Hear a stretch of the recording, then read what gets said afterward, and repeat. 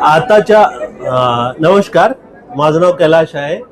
Climate smart technology अंतर्गत Jain irrigation systems Jalgaon इथून आपण बघतोय की दिवसेंदिवस वातावरण जे आहे बदलत चाललेलं आहे.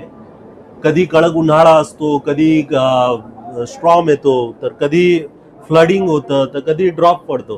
तर अशा कंडिशनमध्ये आपल्याला जेव्हा शेती करायची आहे तर ते निसर्गावर अवलंबून राहिलो समजा आपण, तर निसर्ग केव्हा काय कसं करेल ते सांगता येत नाही.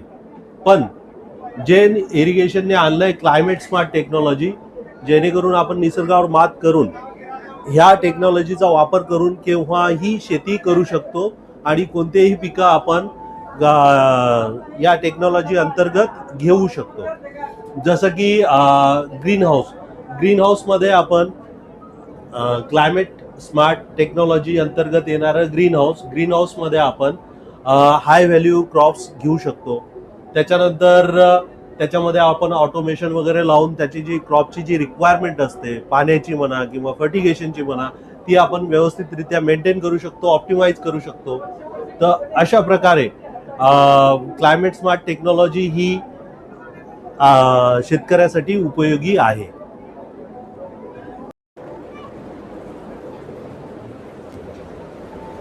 हे हायड्रोपोनिक बद्दल बोलतो मी थोडस.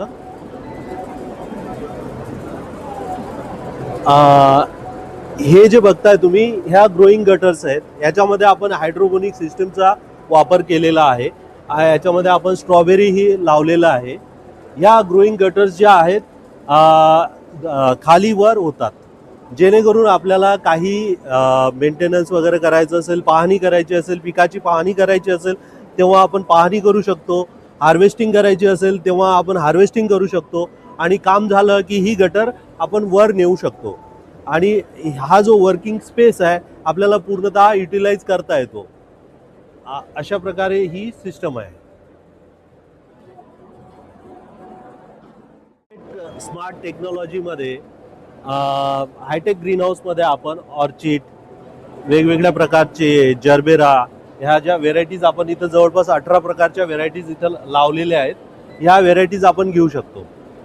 फ्लोरिकल्चर पण हा एक चांगला ऑप्शन आहे सध्याच्या काळात. ठीक.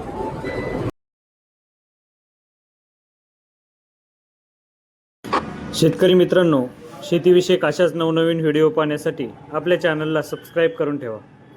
आधुनिक शेती ही काळाची गरज आहे.